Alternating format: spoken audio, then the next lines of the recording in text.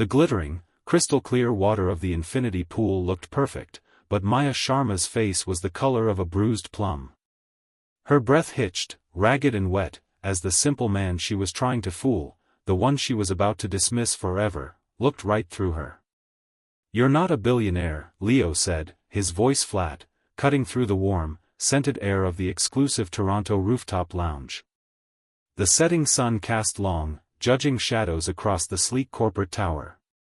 Maya, dressed in a borrowed $10,000 designer dress and clutching a tiny, authentic Hermes bag she'd saved for a year to rent, felt the heavy, suffocating weight of his words. It wasn't a question. It was a statement of fact. Her heart hammered against her ribs, a frantic, trapped bird. She tried to laugh, a brittle, fake sound that cracked in the high luxury air.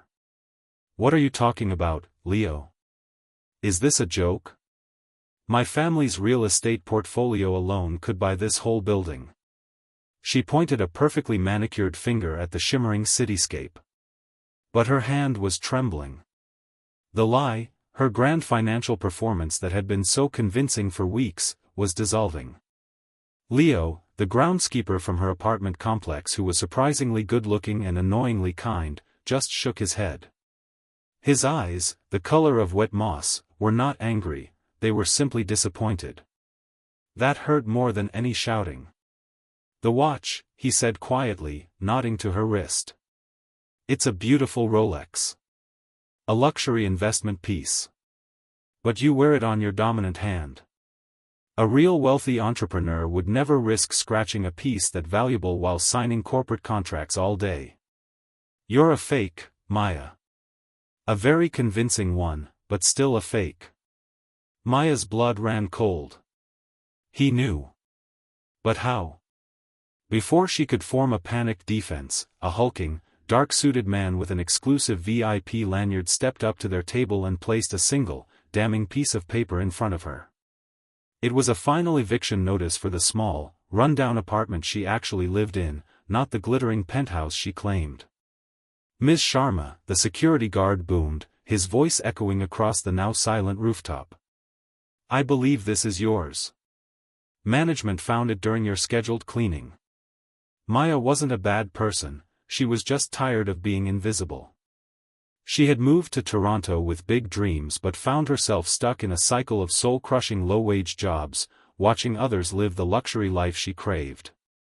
Her deepest resentment was a simmering rage against corporate snobbery, the way people with money and power looked down on everyone else. She'd been laughed out of a job interview by a VP who told her she didn't have the right presence, and been ignored in high-end stores because of her cheap clothes. That's when the idea was born: if they only respect wealth, she would simply become the wealth. She cashed out her small savings, rented a tiny studio apartment she could barely afford, and spent the rest on a meticulously curated rich girl starter kit, a few excellent, high-quality replica bags, a borrowed watch, and one stunning, authentic designer dress for emergencies. Her new identity was Maya Sharma, a quiet but intimidatingly rich heir to an international investment firm. Her testing ground? The city's new exclusive members-only gym. On her third day, sweating through a borrowed cycling class, she saw him. Leo. He was the gym's main groundskeeper, always sweeping, always fixing things, wearing a faded blue uniform with a little tear on the sleeve. But his smile was a 100-watt bulb, and he had an easy, humble way of talking to everyone, from the gym's billionaire owner to the cleaning staff. Maya found him utterly fascinating. She needed a friend to practice her new persona on, someone who wouldn't judge or know her real life. Leo seemed perfect, a simple, safe target.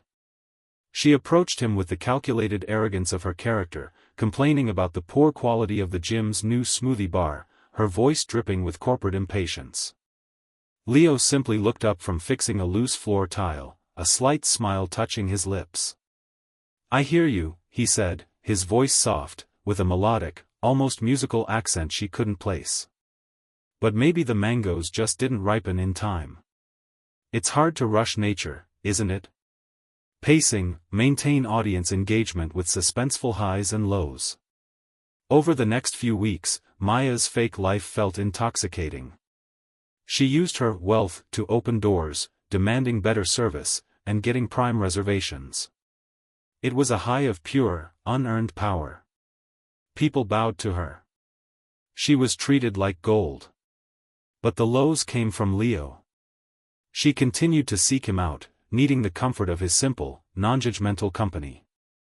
She'd accidentally run into him at the local community garden she visited, a world away from her fake real estate moguls, and found herself talking to him for hours, not as the arrogant Maya Sharma heir, but as the quiet, real Maya.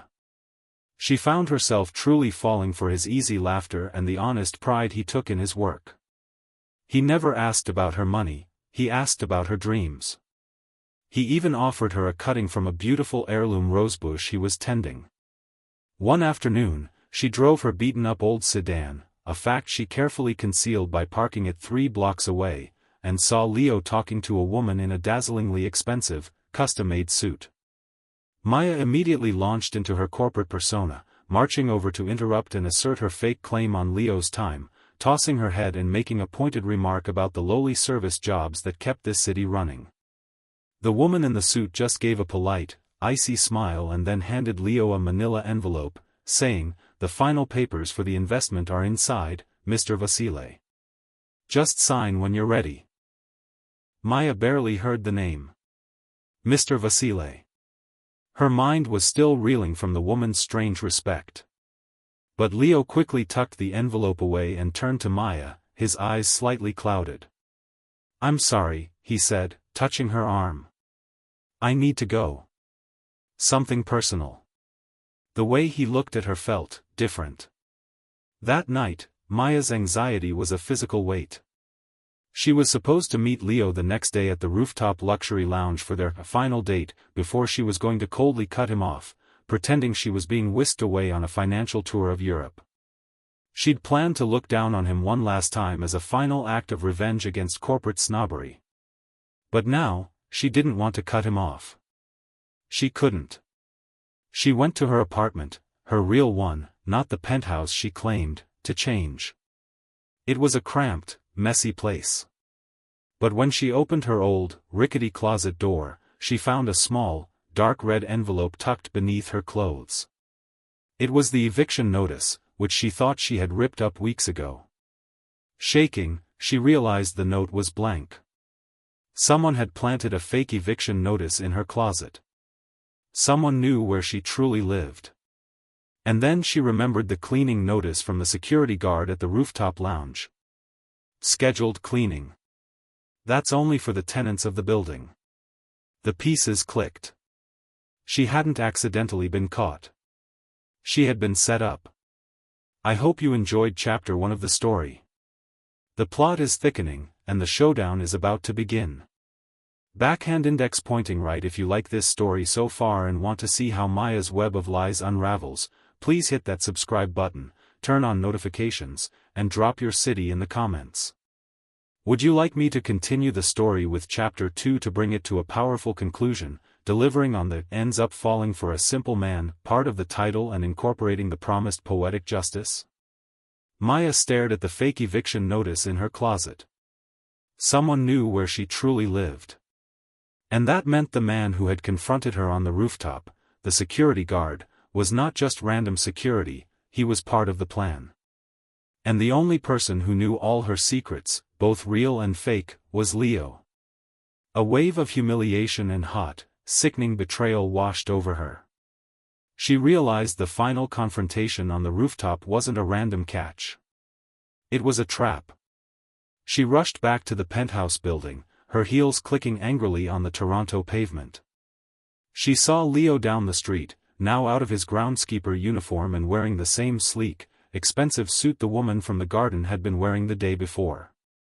He was talking on a phone that looked suspiciously like a secure satellite link, his voice firm and sharp, not the simple, soft voice she had fallen for.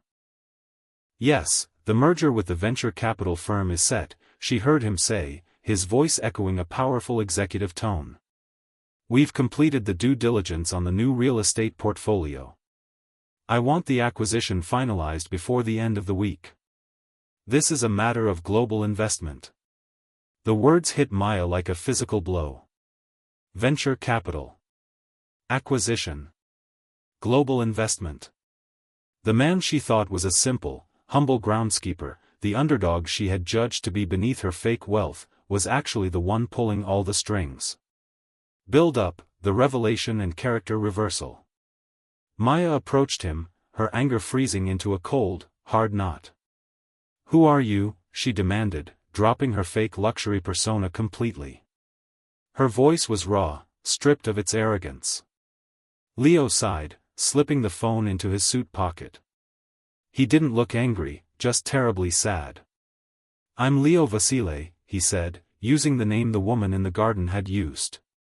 "And that exclusive high-rise penthouse you said you owned?" "I own the building it's in. Actually, my family's private equity firm owns the entire investment group that manages this block of corporate real estate." He was the landlord, the top stakeholder, the billionaire she had pretended to be. The air rushed out of Maya's lungs. The shame was suffocating. She, the woman who hated corporate snobbery and its prejudice, had used her own snobbery to target and look down on a man she thought was beneath her, the simple, kind groundskeeper. She was no better than the people who had ridiculed her. The security guard, the eviction notice, the watch comment, "You knew all along," she whispered. "The watch comment was just a good guess," Leo corrected gently. "But yes, I knew. That security guard is my head of security. The cleaning notice was fake to get you to panic and show your hand. I had to know what you were up to." He paused. "I knew you were lying about your money the first time we met. Your eyes were too hungry when you looked at the price tags. But the arrogance, the way you spoke down to me, that was the real problem." Lo, Maya broke down, sinking onto a nearby bench. The elaborate lie had collapsed, taking her pride with it. "I hate being looked down on," she confessed, tears streaming down her face. "I just wanted to be respected. I hated the corporate types who think they are better than everyone else. So, I tried to become one of them to get revenge." Leo sat next to her, not judging her tears. "I know," he said softly. "I took the groundskeeper job for a month. No one knew who I was. I wanted to be around regular people again. You know what I learned? People treated me like I was dirt. They wouldn't look me in the eye. They looked right through me. Except for one person." "Hi," he turned to her, his intense eyes searching hers. "Except for the real Maya. The one who came to the community garden. The one who cared about the rose bush. The one who fell for a simple man, the groundskeeper. That woman was kind and genuine and passionate." He then revealed his own twist. "I needed to figure out which Maya was real. So I invented a simple man, a quiet underdog, and waited to see if the fake, rich Maya would still choose to spend time with him. The real Maya did. And that's who I fell for. Not the fake heir. The honest girl who hated the snobbery, just like me." He reached out and gently brushed a tear from her cheek. "I may be an executive now, but I grew up poor. My first job was cleaning floors. I know what prejudice feels like. And I didn't want the arrogance you showed that day to destroy the beautiful person I knew you could be."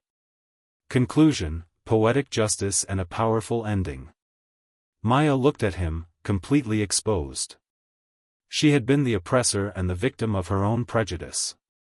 The poetic justice was sharp. She tried to exploit a simple man and instead, the simple man helped her find her true self. "So what happens now?" she asked, her voice shaking. "Do you press charges? Do you have me banned from your properties?" Leo smiled, a genuine, dazzling smile that showed the heart of the simple man she had originally fallen for. "No. I want to hire you," he said. "I need someone with your fire, your passion for justice, and your ability to see through the fake stuff. I need someone who understands what it's like to be on the outside. We're launching a new financial initiative to fund small-scale entrepreneurs who face corporate roadblocks, the ones with the wrong presence." He stood up and offered her his hand. You lied, Maya. But you lied out of pain and a desire for respect. I'm offering you a clean slate and a job where you can use that fire for good. What do you say? Maya took a deep, steady breath, looking at the city skyline, the city she had tried to conquer with a lie, now offering her a chance at a real underdog comeback. She finally took his hand. It was a firm, honest grip. I say, she said, her voice clear and strong. Tell me where I start. That's the end of the story. The Prejudice showdown was between Maya and her own bias, and the poetic justice was her finding her true purpose with the very man she tried to look down on. If you love this twist-filled story and want more like it, make sure to subscribe right now and hit that bell to turn on notifications. Don't forget to drop a comment below and tell me your favorite moment.